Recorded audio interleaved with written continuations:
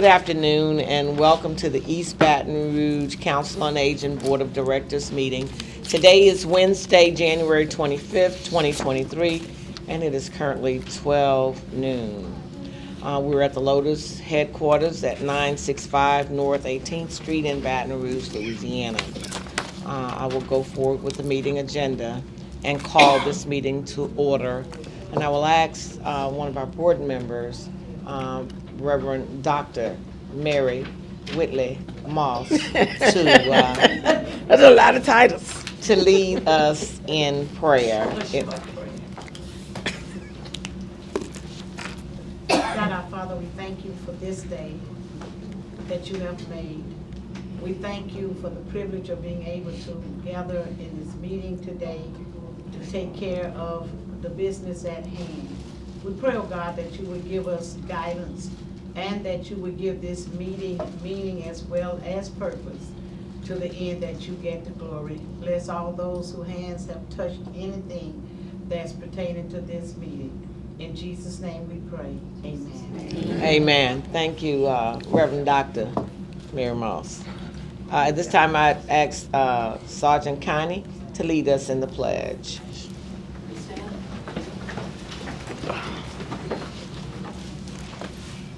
I pledge allegiance to the flag of the United States of America and to the republic for which it stands, one nation, under God, indivisible, with liberty and justice for all. Thank you.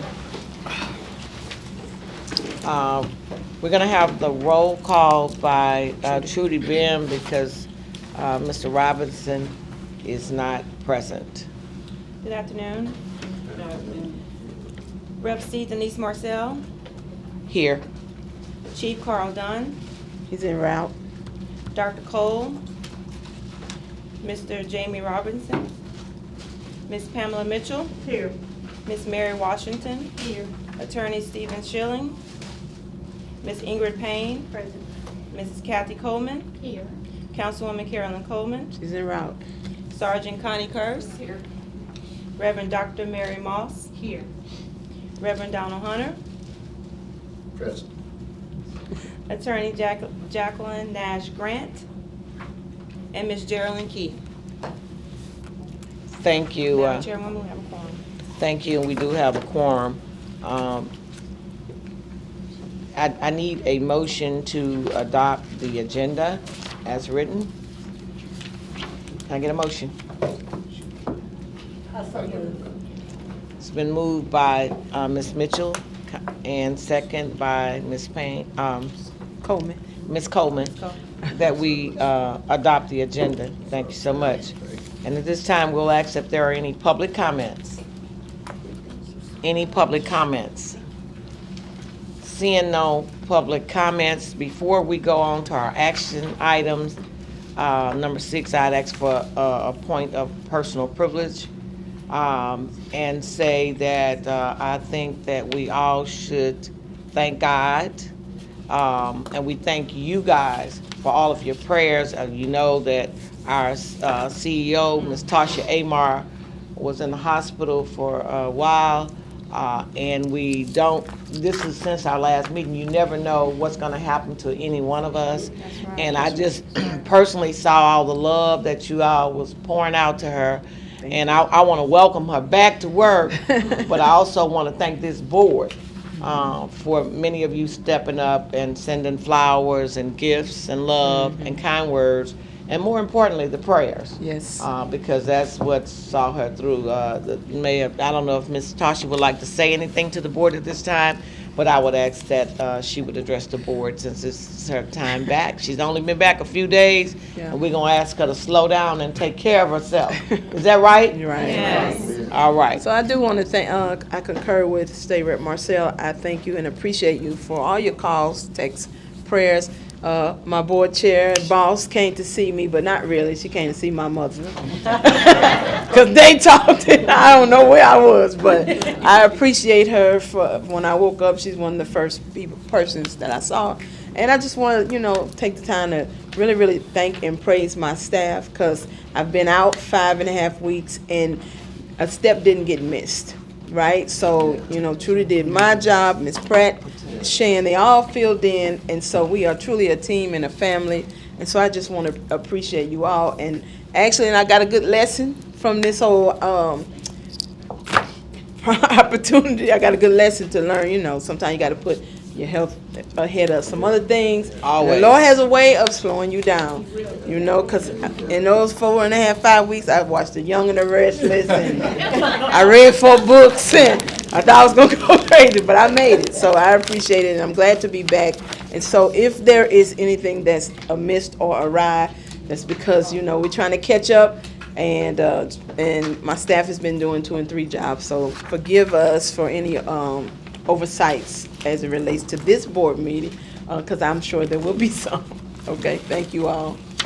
Thank you. Y'all give her a round of applause for coming back. Thank you. Thank you, Ms. Amar. Thank you for all that you do.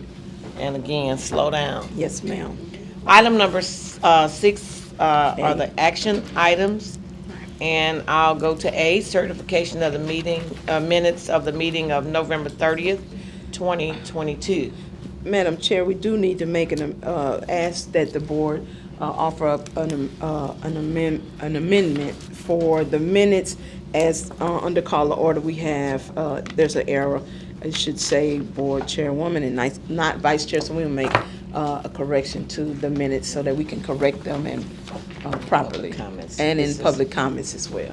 So we want to make an amendment. So can we get, if you can ask for a. I need a motion to adopt the minutes amend. as amended. Right. Thank you. I'll make that. Thank you. So moved, second. I don't know if they didn't know if I was they went back and forth of whether I was the Between chair and chair vice chair. or the chairwoman, so, you know, just let me know which one y'all need me to be. Okay. Thank you. If I need to be both. Thank you. So are there any, is there any opposition to adopting said certifications of the minutes? Seeing no opposition, the motion is approved. The finance report, FY 2022, LA Champagne and Company, the audit report. Mr. Jonathan Yes, Clark. And Mr. Jonathan, you have the floor. Thank you very much. First, I want to say thank you to the board for having me here to talk about the financials. It's always a pleasure to work with Ms. Tasha, Ms. Eva, and the other employees in the accounting department that we run into during field work. So, with that being said, you'll notice in front of you, you should have a copy. You should have 2 binders. There should be a thin one that's going to be the agreed upon procedures. This is a new piece to the puzzle here this year. It's not totally new, but when we get to it, I'll go over some of the history on that. And then you would have the traditional thick financial package that's got the financial statements and the audit report. So let's start with the big one. So what I would like to do is just kind of walk through the audit report with our opinion, highlight some of the information in the statements. Just one or 2 notes I want to point out, and then we'll hit the findings. And then if there's any questions, and feel free to stop me in the middle of it.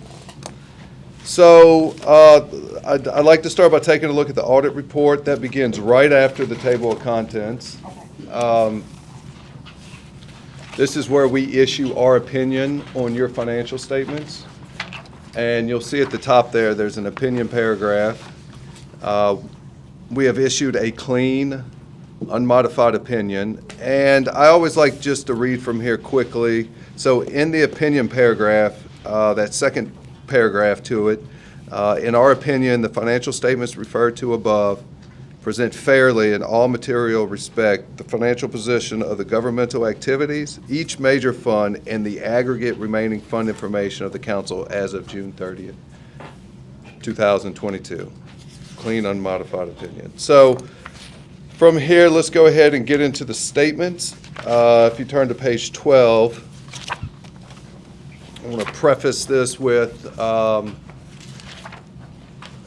East Baton Rouge Council on Aging is a not-for-profit, and they're in that niche where it's a quasi-government entity, so they end up reporting as if to an outside party they look like a government entity. So these financials that we'll be going over resemble what a typical government would report versus a not-for-profit. So starting on page 12 is the balance sheet, and this is what is called the fund level balance sheet. So you'll see across the top there, you'll have the major funds that are operated here at the council, starting with the general fund, 3B, C1, C2, and so forth.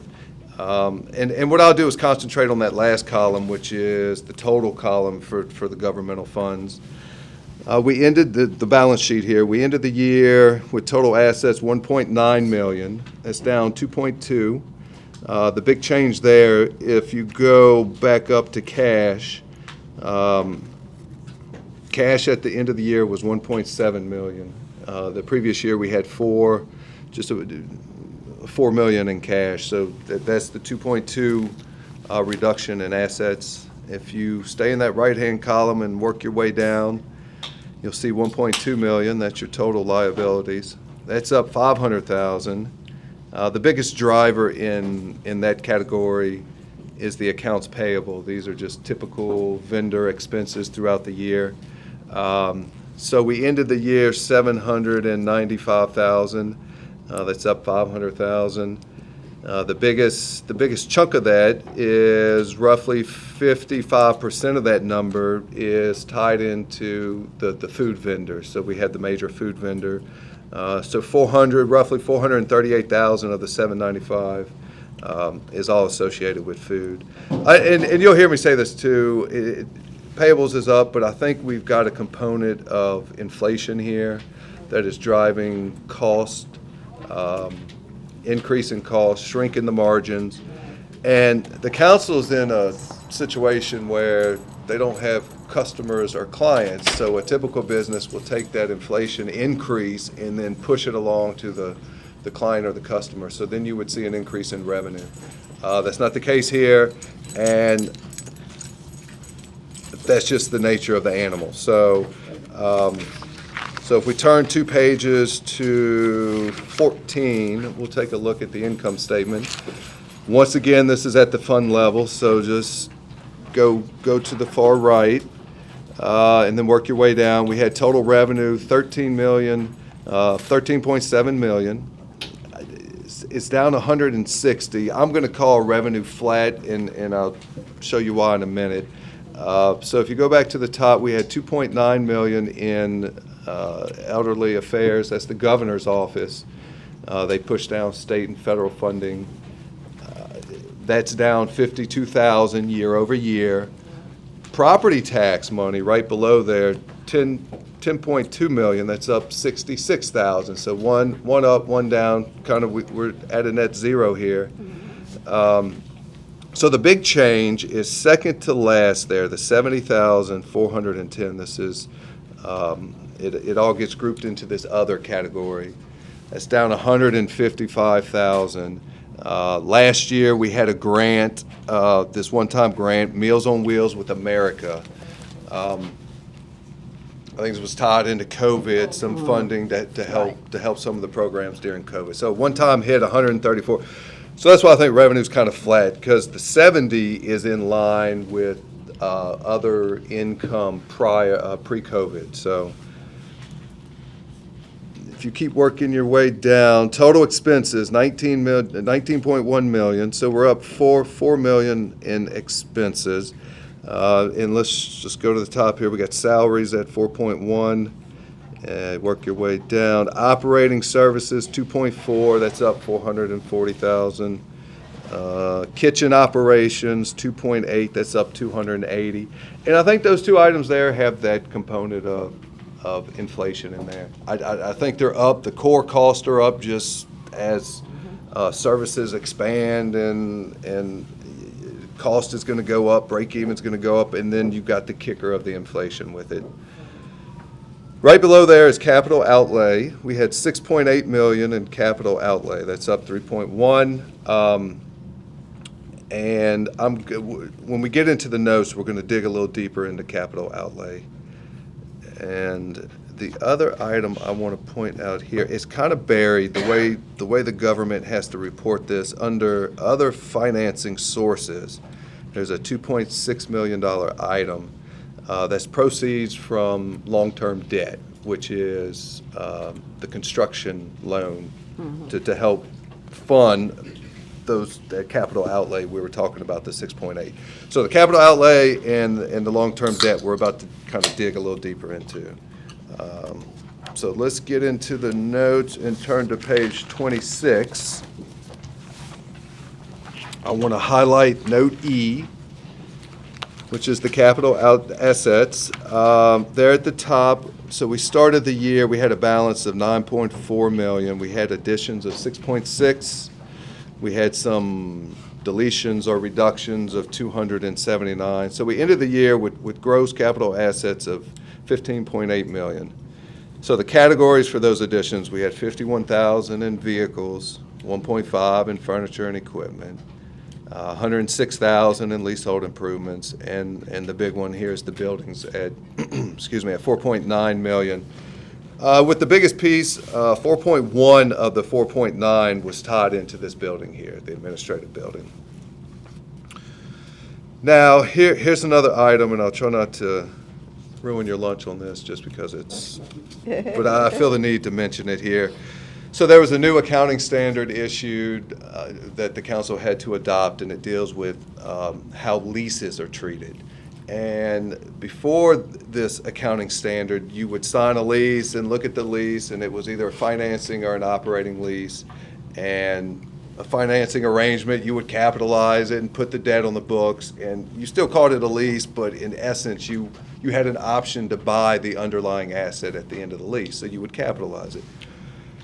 I want to say just about all of the leases the council had signed were this other category, which is an operating lease. A traditional, you rent the building for 5 years, you can use the building, at the end of the day you walk away or you renew the lease. You don't have an option to buy the building for $1 or something along those lines. So this new accounting standard that was implemented, and you guys were required to implement it, said, yeah, you still look at the two leases, but we don't care if it's operating or finance, you have to put it on the balance sheet. They want to get everything on the balance sheet. So here's a list of those leases that were not previously on the balance sheet. We have 3 of them that deal with the senior centers, Central, Antioch, and Zachary. We have a copier lease, and then we have 2 leases tied into computer equipment, one with Dell and one with Apple. So I won't bore you. You look at the future outflows, this and that, and you come up with the value, and you call these things right of use assets. So we have the right to use the Antioch building. So there's a value to that, and we put it on the balance sheet. 859,000 was in addition to those capital outlay that we talked about. 859 was put on the balance sheet. And then you'll amortize, I hate saying all this, but you'll amortize that off. You won't depreciate it, so there's a little difference, but that goes away. But in addition to putting an asset on the balance sheet, you put the associated debt on the balance sheet. So it's kind of a net zero. So you end up with an asset, but then you end up with a right of use liability. So let's turn the page, and we'll look a little more at that on page 27. Note G under debt. So the balance of debt at 6/30/2022 was 3.6 million. 89,000 of that deals with the balance of accrued compensation, which is vacation, earned vacation across the organization for its employees. And that amount, in theory, would have to be paid out upon termination or an employee leaving or retiring. So the value of that is 89,000. Here's that right of use liability, 859,000. And then the other new item, 2.6 million, is the construction loan that we talked about earlier. So if you see that little blurb right below that, here's some information. So the council has a construction, it kind of operates like a line of credit. It was 4.6 million. You can draw on it while you're building the building and you pay interest. And then there's a deadline that you have to have all your draws done, and then it converts to a typical note payable where you would start making principal and interest payments monthly. So the total amount approved through Hancock Whitney was 4.6. We had 2.6 of that drawn by the end of this fiscal period. And I think we may have drawn the rest of it after to help finance everything. We did before the end of the year. Okay, so that was what I wanted to hit in the notes. Let's turn to page 44. I always make it a point of pointing this out. If you've heard my spill, and for all my clients, but on page 44, the legislative auditor is your financial oversight. They have oversight and on your finances, and they require this schedule to be published, and you designate a head of the agency, and then you have to report the governmental funds paid to that agency head. So Tasha is the agency head, and the reason I point this out is because this is a public document, and I like, typically outside of any kind of special requirement, we wouldn't put this kind of information in the financial statements. And this is full transparency. I'm not sure exactly why they wanted this, but it's here. All right, let's go to page 51. We'll get into the findings. This year we had 2 findings. The first finding, 2022-01, is one that's been there forever. This one deals, that's page 51. That deals with the old administrative building that was handed down from the city parish, and they had a value of $5 million, and no insurance agent worth his salt would give you insurance for $5 million. So you were stuck with 2.5 on that building. So technically, you're not in compliance with the terms of that operating lease. I think, are we done with, have the keys been? Yeah. That's done, right. So this one will fall off. This one will go away. Good. So the second one was a new one for the year. This one gets into internal controls. There's different layers to internal controls, and it's circled around some of the controls on the credit card. The council has great controls on reviewing and reconciling and gathering credit card statements. There's another layer to these controls, which is the monitoring layer, which is where someone that's not involved in some of the underlying controls would then come in and either randomly pick a few months or every other month would take the information and make sure the documented controls on reconciling and reviewing and tying out those statements was being completed timely. The council certainly has all of these controls in place. What we recommended is that the monitoring piece of the control, the word we used is be further enhanced. If you turn the page here to page 52, you'll see management's response to this issue. They agreed with the finding and have taken steps to put the council in line with best practice and remedy that issue. So for the for the financial statements, that's all I got. I don't know if there's any questions before we move.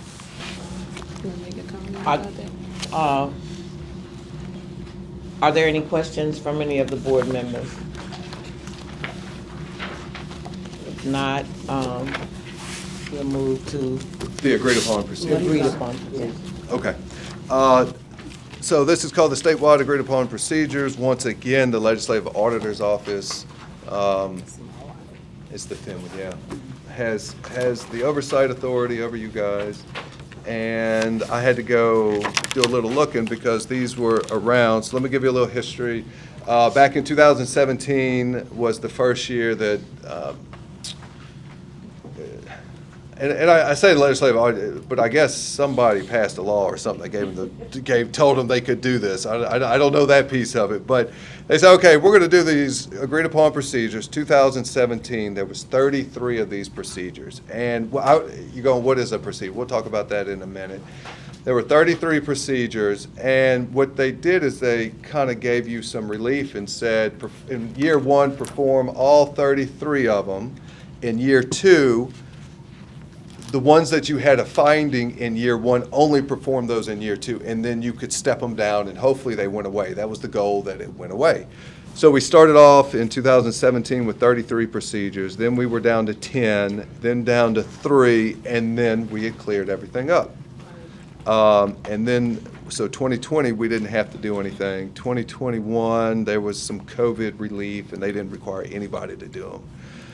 There's a new head of the legislative auditor. He came in, revamped the procedures, so now we're down to 28 procedures, which I think they got a little tricky or sly, because I think it's still the original 33. They just kind of took put it under another one. Yeah. So now the new procedures, there's only 14, but I think it's still 28 of them. They just did they did something with yes, they combined them and gave them A, B, C, D, and not a number. So we did. So we're down to 28. And there's no relief. If you have no findings, which we had no findings on these 28 procedures, you are still at this moment required to perform the 28 procedures again next year. Okay, so I don't know if they're going to back off that. I don't know. The time that it takes us to do it would not be as much, so I think the cost would come down on that, because some of this stuff is policy, the internal control stuff. We can carry that forward. We didn't have any findings, so it's more of just a back-end kind of documentation for us. So, but we're hoping there's going to be some relief there. So what is a brief? Let's turn and kind of look. I'm not going to go through all of them, but I want you to show you how it's kind of laid out here, so you can read through them. So there's these big categories. So the first one is written policies and procedure, and then you have step 1, and it tells you exactly what they want you to do: obtain, inspect written policies and procedures. And then so under A, it said within those policies and procedures, under budgeting, we want to see that there's language in there about preparing, adopting, monitoring, and amending the budget. And then you'll see our results. And so each step will have a results, and it's either going to say no exceptions were found as a result of this procedure, or there's certain procedures that, due to the fact that you're a nonprofit, not a full government entity, they weren't applicable. So you're going to either see no finding or not applicable. I think that there'll be a third finding, because I get into some sensitive information here on IT, and even if there was a finding in your data backup or virus protection, they didn't want you putting that in a public document. So you'll see something that says, we performed the procedure and discussed the results with management. The language is a little iffy. You may go, oh, wow, that sounds like you found something, but we didn't have anything there. So I don't know if anybody has questions on that, but I wasn't going to go any further in those. Okay, thank you, John. Sure. We appreciate all your hard work. And I'm excited that we no longer have to find another building, because we no longer in the building. I'm with you. That nobody would insure for $2, let alone by $1 million. And so we want to thank you for your work. If there's no questions from this body. I just like to ask this question. Based on what I've heard you say, that the council and this nonprofit as a steward of the city as well as federal fund has met all the requirements to be fiscally sound. Is that correct? So, yes, I think, I didn't go into it, but with the increase in the instruction costs, there has been some drawdowns and stuff, but there's no deficit or Okay. No, I didn't see negative fund balance or anything like that. And then secondly, that the policies and the standards that are put in place as it relates to the operation, from your opinion, based on what I see in this audit, has also than sound.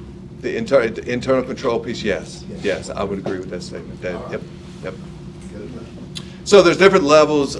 If we did have a finding that maybe didn't go in here that I felt the need to bring to the board, there's ways I can do that in verbally talk about it or with a letter or whatnot. And some people refer to that as like a management letter. We have not issued a management letter of any lower significant type finding. So I agree with your But statement. if you saw that, then you would. Absolutely. I would Okay. more than likely probably contact you directly and have a conversation with you, so. All right, well, thank you very much. If there are no other questions, I need a motion to accept this audit report and its findings. Can I get a motion? Thank you, Ms. Coleman. I'll second that motion. Second by Chief Carl Dunn. Anyone in opposition? Seeing no opposition to the motion, that motion passes. B, financial update. Thank you, Mr. Jonathan. Thank you, guys. Jonathan. From Ms. Pratt.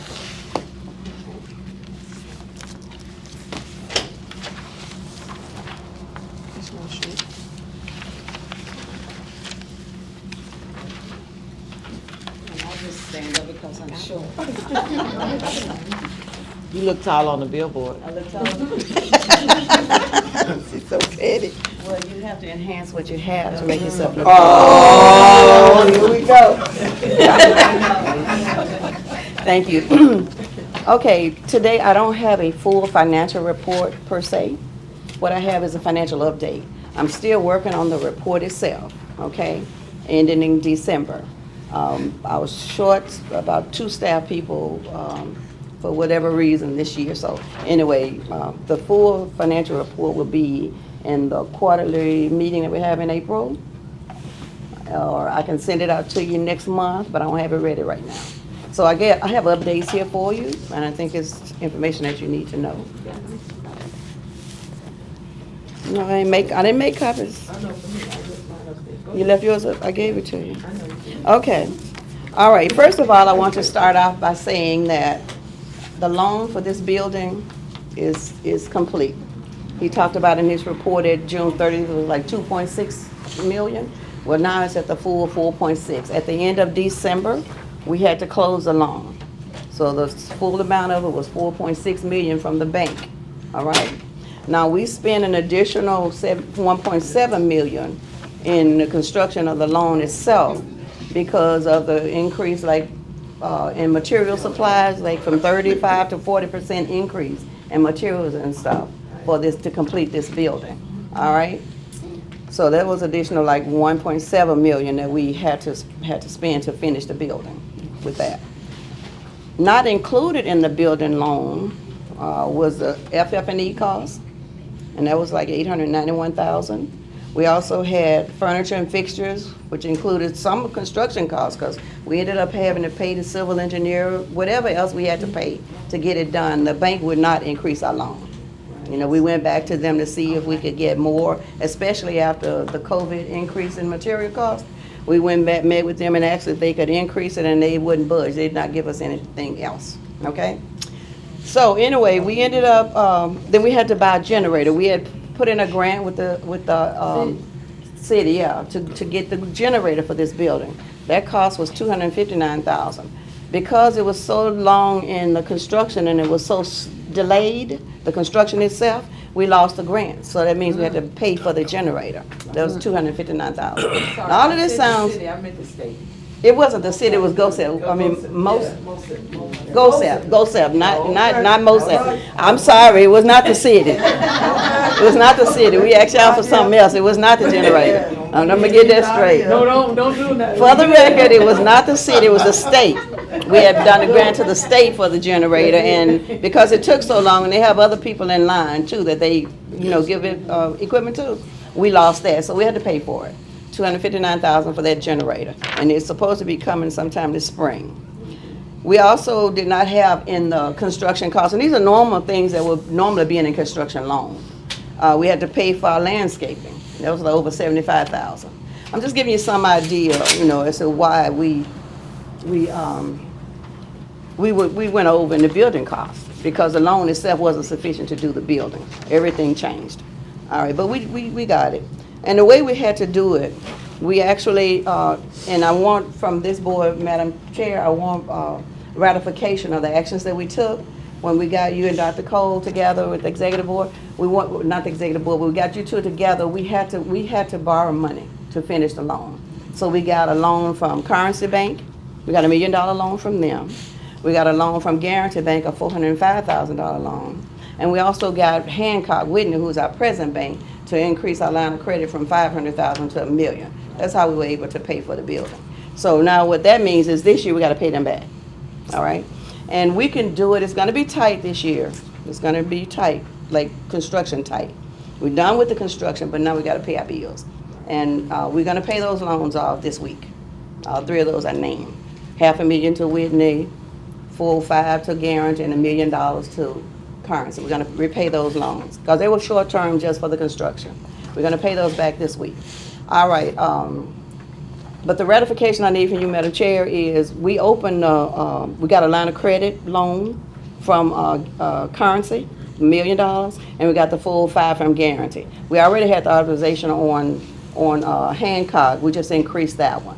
So I need you to get a ratification on us opening those accounts because I'm going to diversify my money. We're going to move almost all of it from Hancock because I'm going to tell you why. I have an attitude, I'm mad. Because when COVID struck and everything went up, we went to them and we thought that, okay, well, we know that this loan wasn't sufficient in the first place. We'll at least give them a little more to help them out because of the increase in material costs. Right. They wouldn't budge. And not to mention the money that they would not budge. Right, and we had already, a part of the loan agreement itself, we had to put every year 1.085 million every year into an interest account so they can pay the interest on the loan when we found out it was going to be delayed in closing. So we did that, we did that. Well, they didn't use it. No, they didn't use it. We had like at the end of the year we had 800-some thousand left on that. I tried to get that back since they didn't use it. Well, earlier in the year, when you have your hand in line's mouth, you got to ease it out. Well, we had our hand in their mouth, so we had to ease it out. We couldn't really say what I wanted to say. Tasha wouldn't let me talk to them about their money. I'm mad at them about their money. But anyway, we ended up, we signed an agreement saying that, okay, we'll put our interest over here, and every month you just withdraw, automatically deduct your interest payment on the loan until it's settled. Well, it's settled, and I called them trying to see if we can get the balance. And they said, well, no, we thought that we would, get the payments, and we had a meeting with them just this week. We thought we'd get all the payments for the loan and just put in this account and automatically pay it. So Ty said, no, Ms. Pratt don't want that. She wants to pay her own bills. She don't want you paying it for her. That's right. So, That's right. You with me? So he kept talking, as our banking officer, Brian Scott, he kept talking. And he was, well, this is what I said, well, let me tell you this then. What about this? If we got to put our money over there for the whole year, why do I need you to draw it out every month? Why don't I just pay you the note for the whole year and save the interest? He screwed up because we ain't paying interest. We're going to pay our whole years and save, and it's going to be about $200,000 worth of interest we'll save this year. Now, he's supposed to be getting back with us, but I hadn't heard from him yet. But it's either going to be one or the other. He's either going to give us our money back, let us pay our own note, or he's going to take the whole payment up front and not charge us interest. So that's where we are with them. But I want authorization from you guys, because anytime we open a new account, we're supposed to have board approval. I want to move some of our money. That's the only bank we really deal with. And it's been since day one, I think, with the council. So I want to diversify our funds and go to different banks. On top of that, we know for a fact that some folks that were building at the same time that we were, they got loans from them.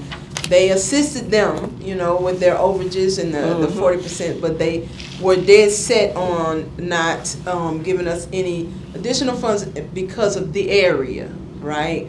We're in the area and the value is not the same. And I said, well, I beg to differ, because once we completed 1701, everything in this area went up by $1.65 a square foot. Now you do that math times the square foot of the lots that we have back here, plus the additional lots. We are the people that's moving the needle back here. And so we were, we just were taken aback that they didn't want to assist us. And wouldn't They would budge. not budge. They would And, not but budge. we figured it out, we got it done, we made our first, Yeah, we made the note first no payment. and, It was due, the loan closed December 31st, and the first no payment was due January 7th. Right. So we're gonna deal with them. We're gonna pay them because we owe them, but yeah. Yes, ma'am. I so moved. Okay. All right, that's on the ratification of us opening new accounts, Okay, so we have a motion on the floor for the ratification on the new accounts by Councilwoman Coleman and a second by Chief Carl Dunn. Right. Is there any opposition to that motion? Seeing no opposition, that motion carries. Okay, I have a couple other things. It's not as glim as it sounds, it is gonna be tight. And they accuse me of always saying no. Well, this year's gonna be blank no. I do. You got two preachers in here. I said blank. I said blank. You said blank. I said blank. But You said the right thing, blank. blank, So we right. good. Thank you, Reverend Miles. Thank you. Okay, but it's gonna be tight, but we can do it. We figure we can do it. We're still, doing our budget and tweaking it and stuff, but I think we're gonna be able to do it. We've also, we had the person that we hired as our procurement person is also a grant writer. So we're writing grants. We've gotten some leads on a few grants. We've also since then received 2 grants this year. One from the State Department of Public Health, and that was for $209,000. And we also got one from the Louisiana Department of Health, the parent agency, for $400,000. And it's their main thing this year is they just want us to make sure that the seniors are healthy, vaccinated, and it's all about information, getting information out. So that's what we're doing with for those 2 grants. And we also writing grants for Meals on Wheels of America. They reached out and they want us to do some grants with them. So we're gonna be fine. And then of course we got the city passed our budget in December, so that's cool. And then GOEA, I'm not gonna talk about them today, but they've changed. They've changed in the way, the contract that we had, the Title 3B funds that we've had since day one. Usually our contract says, the contract now says, I will pay you your money 1/12 of your grant by the 15th.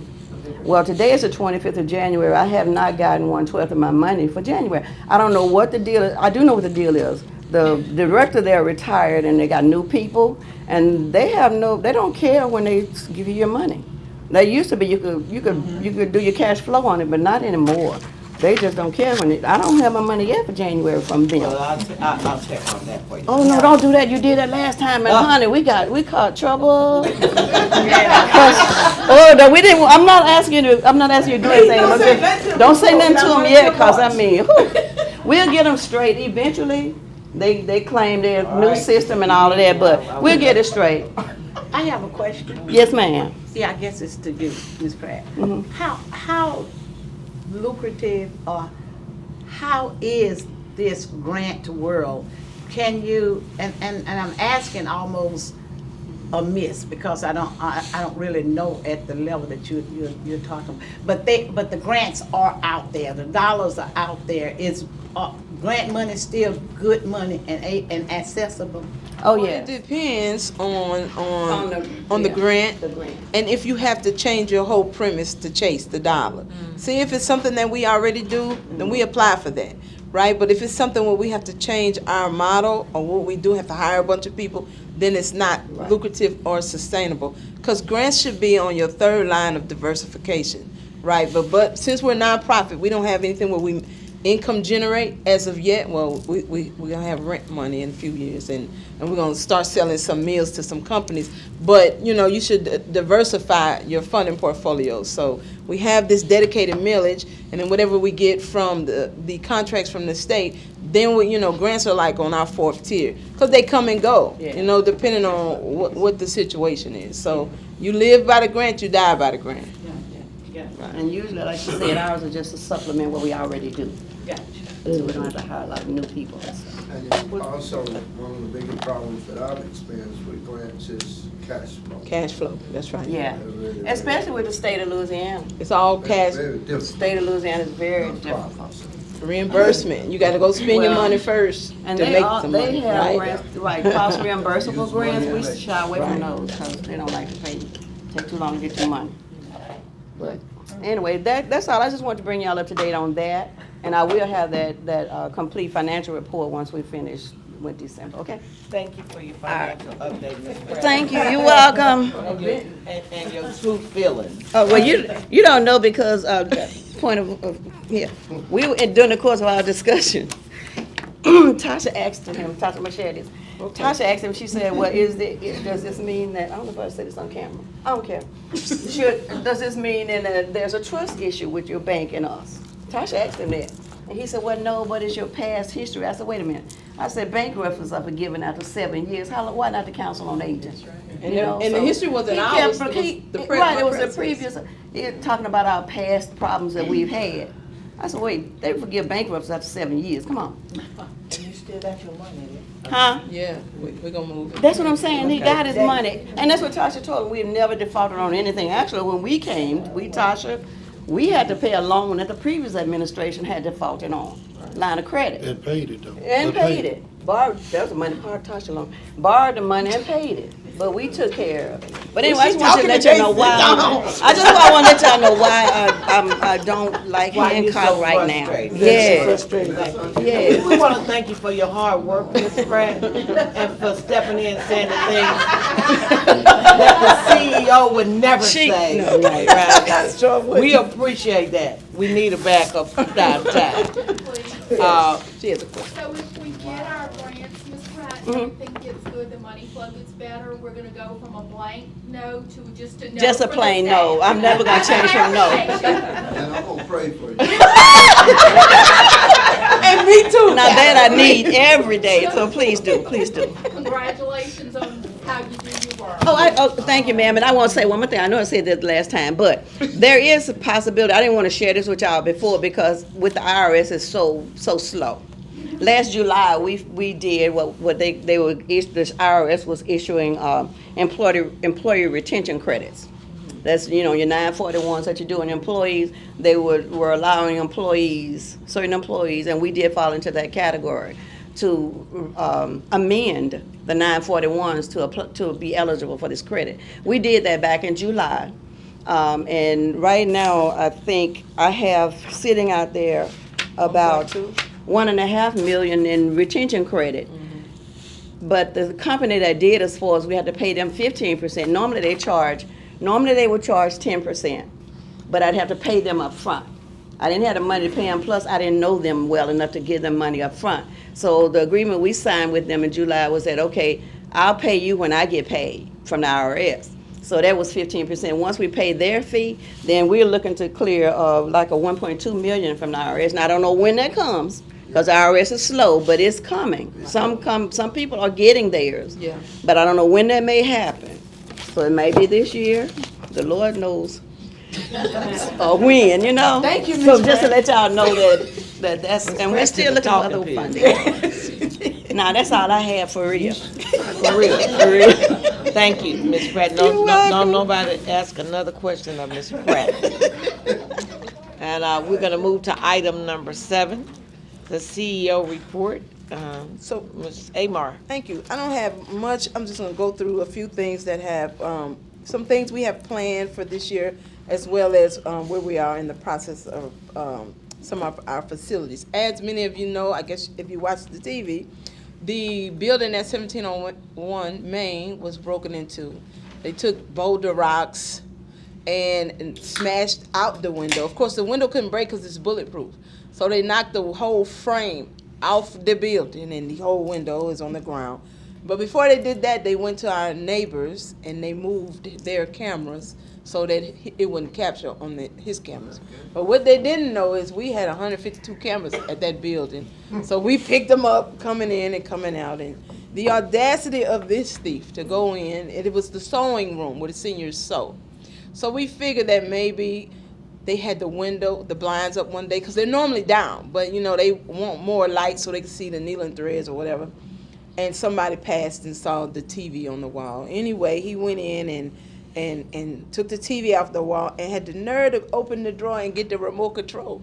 So he got all pieces, right? And the audacity of this criminal is he did that while the constable was on duty.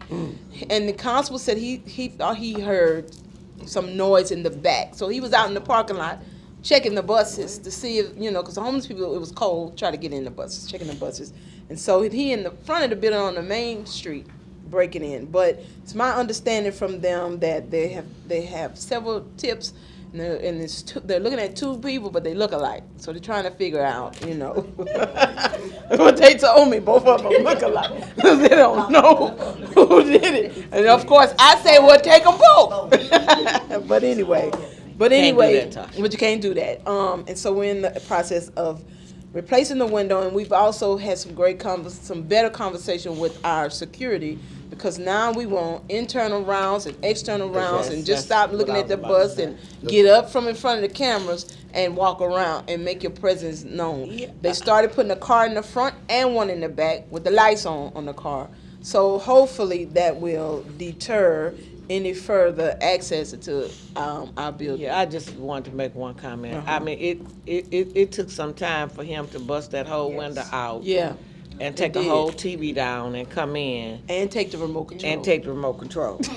So, I mean, that Right. just gives me some concern about the security. Not only that, but it made a lot of noise. And it made a lot of noise. Right. So the question becomes, was somebody really there or were they not, sleeping? or Right. sleep or whatever? Because it just doesn't sit well with me. They weren't just sleeping, they were slumbering. They were slumbering. I mean, you know, I'm not accusing anybody of Sure, anything. sure. But my common sense tells me that glass that breaks like that in the Right. building, that's a lot of noise. It is. That's a lot of noise, and it doesn't take 5 minutes to do that kind of theft. Right. So I just would like us to look at our security.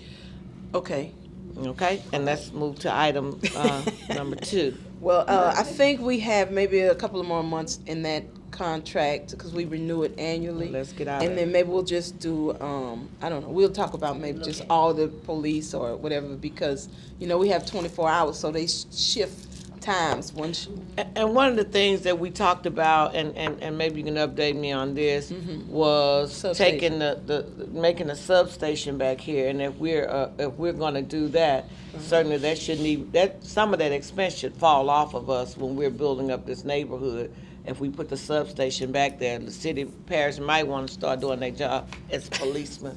Well, and stop making the crime prevention people on the camera. I said it. You said it. Pay for all of these different services that we should be safe in our neighborhoods anyway. But I would certainly want to know what those conversations have been like. I know early on we talked about it. Are they still considering putting that substation there? And if so, where are we with that? I don't know. Actually, we've had those couple of conversations. We're supposed to have some subsequent conversations. My last conversation, and this is before Mr. Gissel left, he said that the chief didn't necessarily like the choice of properties that we had, but we don't feel free. It's a bunch of stuff back here for sale. You could buy one yourself. Because we were just going to give it to them, donate it to them, that they could utilize as a substation so that we could expedite the process. So we'll have to revisit with them. I would like to go ahead and start those conversations. Okay. Early in February with them and find out, get a meeting, because they need to do something. We're spending a lot of $300,000 a year. A lot of money, not just the security. We're spending a lot of dollars back here bringing this neighborhood up. Sure. And so at what point do they step in and help us to secure it? And the security, we got seniors that are moving in. Right. We need them to step up and tell us what they're going to do. Right. Not for extra duty to be paid. What are they going to do? I'll let you spearhead that, you and Councilwoman Coleman. My next topic is this building. We have completed, we'll be finished with punch listing on the 31st, and we'll be done with all construction. And in that same vein as security, we've been having some issues here as well already. We've been having we keep the doors locked now, but we've had some visitors to run in on us this is a library, we wanna come in and, you know, it's a lot of stuff that goes on back here. We got an ice cream man that come at 12, you know, ain't no ice cream in that truck, right? We have women soliciting on the corners, and so we're gonna have one thing we're gonna do is add some security detail at this building, because we're here late a lot, and it's a lot of stuff that goes on back here. And I think we're just gonna have to make a concentrated effort to clean up this area. And I think if we get some more presence back here, then maybe they'll fleet and start going to a different area. Particularly now that I got my first tenants over at Lotus Village, and so we're very, very concerned with them after the contractors leave. We still have some construction going on in the last part, but the contractors have hired the police while they're there during the day to protect them and their equipment. But then the policeman leaves at nightfall, so I feel like we need some security back here for this building, because my staff comes in at 5. Some of them come in at 5. It's dark. Some of us don't leave. Trudy didn't leave last night till 7, getting this together. And so we will. Well, she can call her husband. He the police. He the we ain't worried police. about Trudy. But we want to talk about doing a contract over here And as one well. one of the things that they could do to help us to resolve some of this is put up the crime cameras. I mean, that's what they're for. That's where they need to put them up, particularly over by the senior facility. It ought to be on they ought to be able to see, just like they doing with in New Orleans. Even though the crime is bad in the French Quarter, you can't do nothing in that French Quarter. You can't come in or go out unless they know you've been in there. We now have and we need to do the license plate readers. We now, if you come in Villa Del Rey, if you come in there, we know you in there. I mean, it shouldn't be that difficult to duplicate those kinds of things in these areas to protect our seniors and the investments that we're putting in these communities. So I would like to look down both of those avenues: Okay. crime cameras and the license plate readers. Right. Well, and in that same respect, we have to give great thanks to our councilwoman. She has been helping us with cleaning up back here. We're taking down a old house that should have been down years ago, and we're gonna do a neighborhood cleanup before the rest of the seniors move in to get the trash picked up. So I think we're doing our part collectively, but we can sure reach out to some others to assist us. And the fence, yes. But that's right. I was coming. And then we got a brand new fence around the canal, right? She done put up, right? And it looks good, and we have been asking for that since we got back here, and so Right. it's a nice, big, tall fence, and so Yes, we have to it worry is. about somebody, grandkids running off and falling in the canal. That's right. And then she's helping us on clean up in many things. The list is numerous, voluminous, that she's taking care of back here in District 10. Yeah. Okay, and then lastly, I want to just share with you all the calendar, the upcoming calendar. We're gonna do the Lotus Village. We're gonna do a block party back here. We're gonna ribbon cut for this building. We're gonna ribbon cut for Lotus Village. We're gonna put a tent up, and we're gonna ribbon cut for the Lotus Center, and we're just gonna make it a big block party. Invite the stakeholders and people in the neighborhood, and just try to get welcomed and become a part of this community. And so we're gonna ribbon cut and dedicate all these buildings, and we're gonna need a little prayer in all of these buildings, right? So we want to do that. We'll do that on February the 15th. She's gonna hand you guys your invitation if you want a formal one, but we will also email it to you. March is March for Meals. It's a 50-year celebration nationwide for every council on aging across the country, because we were established by the Older American Act, and so most of us are all turning 50. So for March for Meals, we'll do something special for the homebound seniors, delivering meals to them and having some homebound type activities. In April the 27th, we're gonna do the Senior Skip Day and Festival at the fairground. Will be the last big event at the fairground. You all know that's closing, and they're turning it into something else. So we'll be out there on April 27th. You always do it when we're in session, always.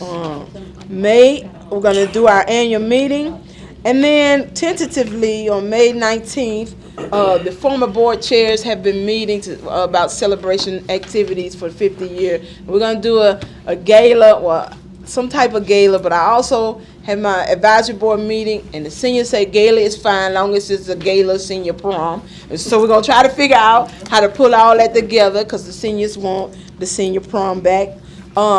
And June we'll be doing the senior M&M tour for 7 days. We're going to Memphis to Montgomery. We're gonna have a cultural outing. We're gonna go to the what's it called, the Peacock Hotel and Peabody, and we're gonna go to all of these great museums. And this is courtesy of our great Senator Barrow. Set some money aside in the budget for cultural tours and outings for seniors. And then we're gonna do the Thanksgiving dinner and dance. Seniors have voted now. They feel like they COVID safe and they want to go back to everybody together at the River Center. So we're gonna try to pull it all back together where we can do a big Thanksgiving dinner where they can get together and see their friends. They ain't seen each other in 2 years, so they're looking forward for that. And because we're 50 this year, we're gonna do. The seniors are making gifts themselves to give out to other seniors that's homebound, in the nursing home, in the hospital. Instead of us giving them something, they want to spend this year creating crafts to give to others. So we're going to do some pay it forward. And for me, because I'm just back, that's all I really have. Thank you. Thank you so much. That's you. a lot. We're Yeah. doing a lot. Wow. We're doing a lot. Certainly thank Councilwoman Coleman for the fence. I remember when we came out there. That's that day, right. And that's it takes a Everything we ask for, she gets. So my comments when I was talking about the city wasn't the city council. I'm talking about the city police.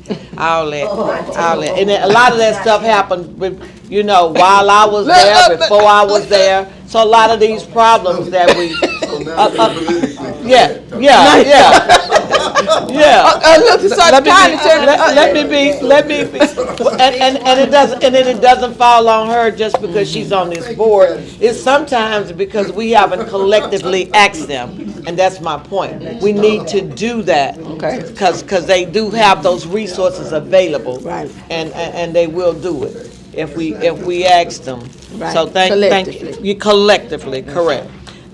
Thank you for those comments. All right. Any unfinished business?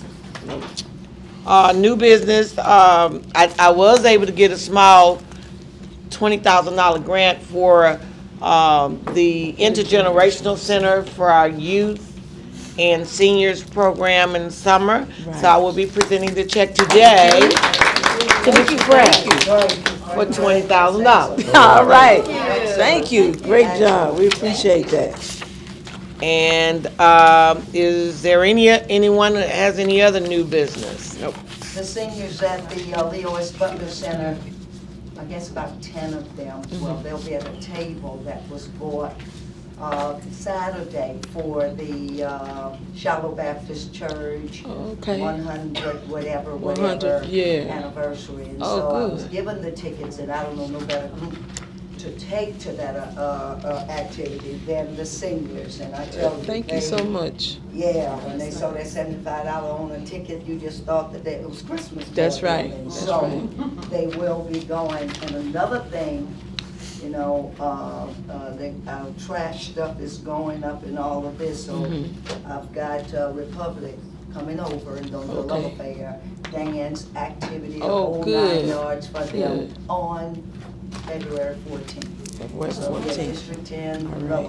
Affair, that's what we're calling it. I love it. And so that'll be over there at the Butler Center. with Thank our you. seniors. And Okay, your thank seniors you. already have said that they will be going on the M&M tour. They gonna start getting they party items together right now. All right, yes, indeed. So when I went over there and met with Ms. Coleman on something else and went in there to talk to them, they started asking me immediately, when are you gonna take us on another That's trip? right. As soon as I walked in the building. So that's good. I'm glad that they're able to get back to that, and those things are important. A lot of those seniors have never left The city. the city. That's right. And definitely, some of them never left the state for sure. So thank you for the continued support from this board and from Senator Regina Barrow, who's not here, but kudos to her for helping us with that. If there's nothing else, I'd like to get a motion to adjourn. Okay, Miss, you've been quiet all day, but she want to She adjourn. gonna make that motion. Mitchell. You be quiet.